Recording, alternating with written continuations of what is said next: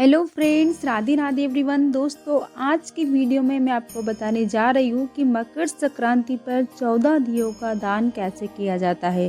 तो फ्रेंड्स, दीप दान को महादान माना जाता है और मकर संक्रांति पर स्नान विद दान का दिन होता है। मकर संक्रांति पर 14 दियों का दान का बहुत ही विशेष महत्व होता है। तो इस मकर संक्रांति पर 14 दियों का दान आप कैसे कर सकते हैं, ये दीपदान हमें कहाँ करना है और कब करना है, इसकी संपूर्ण जानकारी आज की इस वीडियो में आपको मिलेगी। तो वीडियो को बिना स्किप किए एंड तक जरूर देखिएगा। और आपने अभी तक हमारे चैनल को सब्सक्राइब नहीं किया है तो चैनल को सब्सक्राइब अवश्य करिए। तो देखिए, सबसे पहले हमें एक थाली हमको लेनी है दीपदान के लिए। तो आप कोई भी बड़ा पात्र आप ले सकते हैं। फिर उसमें हमको 14 इस तरीके के मिट्टी के दिए हम रख लेंगे।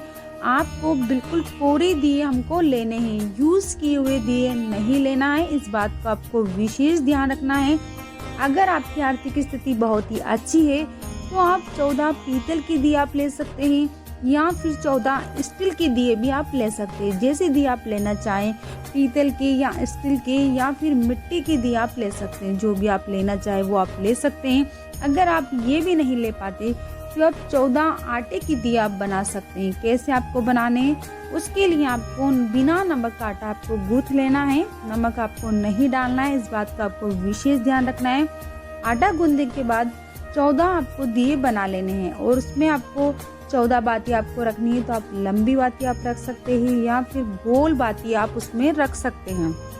बाती रखने के बाद इसमें हमें तेल डालना है। अगर आप तिल का तेल लेते हैं तो बहुत ही अच्छी बात है, क्योंकि तिल के दान का बहुत ही विशेष महत्व होता है मकर संक्रांति पर। तो आप तिल का तेल आप यूज कर सकते हैं। अगर फिर भी आप सरसों के तेल या देसी घी के दिए आप जलाते हैं तो आपको उसमें तिल जरूर से आपको डालना है। तेल आप अपनी शक्ति के अनुसार आप उसमें भर सकते हैं। जितना आप भरना चाहें अपना तेल डाल सकते हैं।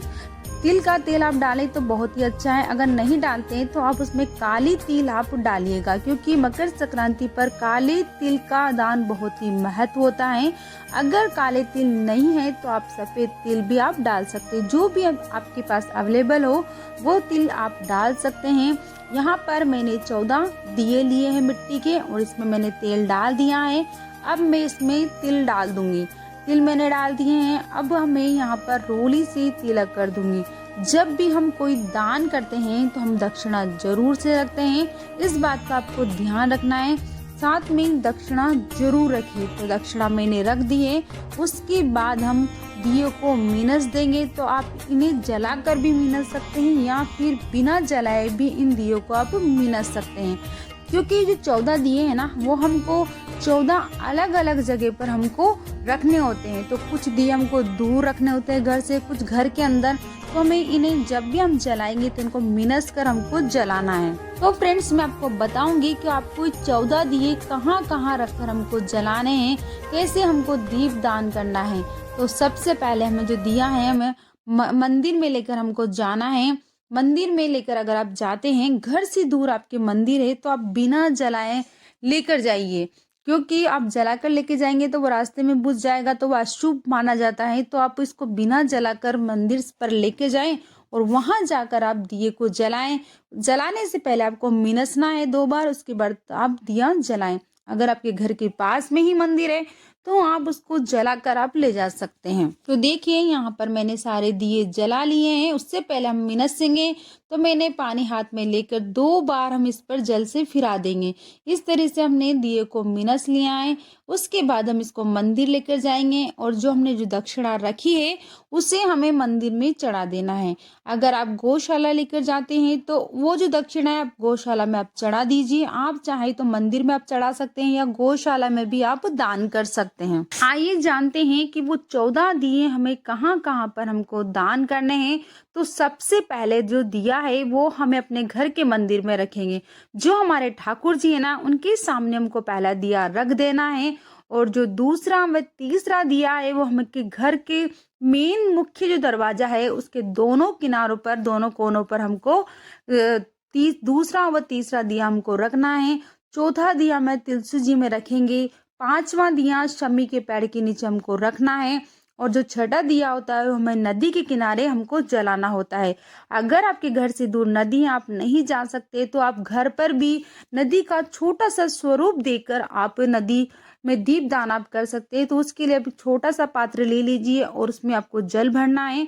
उसमें थोड़ा सा गंगा जल शुद्ध डालकर वो शुद्ध जल हो जाएगा और उसके पास में आपको दिया लगा देना है। तो इस तरह से आप गंगा दीपदान आप घर पर ही कर सकते हैं। तो 7वां दिया हमने नदी के किनारे जला दिया है। 8वां दिया हमें अपने पितरों के नाम से हमको जलाना होता है। तो घर पर दक्षिण दिशा में आपको पितरों के नाम से एक दिया हमको लगाना है और हाथ जोड़कर पितरों को प्रणाम करें, उनसे आशीर्वाद प्राप्त करें। उसके बाद 9वां दिया हमें किचन में रखना होता है, तो किचन में जलाइए। और दीपदान हमें अपनी रसोई में अवश्य जरूर से करना है। उसके बाद 10वां जो दीपदान है वो हमें केले के पेड़ के नीचे करना है। 11वां दिया हमें शिवालय में शिव जी के सामने जलाना है। उसके बाद हमें 12वां जो दिया है वो बड़ के वृक्ष के नीचे हमको लगाना है। जब आप मंदिर जाएंगे तो आपको सारे जो वृक्ष है वो आपको वहीं मिल जाएंगे। आंवले का वृक्ष, तुलसी जी का, बड़ का, केले का, सभी वृक्ष आपको वहीं मिलेंगे। तो आप वहां पर एक एक करके सारे दीपक आप वहां जला सकते हैं। और आखिरी जो दिया है वो हमें गौशाला में हमको जलाना है। और ध्यान रखिए कि जब हम गौशाला में दिया जलाएं उसे हमें बिल्कुल गाय के पास हमको नहीं जलाना है, गाय से थोड़ा दूर जाकर हमको जलाना है। अगर आप गौशाला नहीं जाना चाहते, आपके घर से दूर है, आप नहीं जा पाते, तो आपके घर में जो भी गौ माता की तस्वीर है, उस मूर्ति है, उसके पास आप अपना दिया जला सकते हैं। जो आखिरी दिया है 14 दिया, उसे आप वहां पर जला सकते हैं। तो फ्रेंड्स ये थी कि मैंने आपको बताया है कि 14 दिए आपको कहाँ कहाँ किस तरीके से आपको जलाने हैं। जो मकर संक्रांति के दिन कैसे 14 दियों का दान आपको करना है, इसकी संपूर्ण जानकारी मैंने आपको बताई है। तो आपको इस तरीके से आप 14 दियों का दान आप कर सकते हैं। तो फ्रेंड्स आज की वीडियो आपको कैसी लगी? वीडियो पसंद आई हो तो वीडियो को लाइक, शेयर और चैनल को सब्सक्राइब अवश्य करें। Thank you.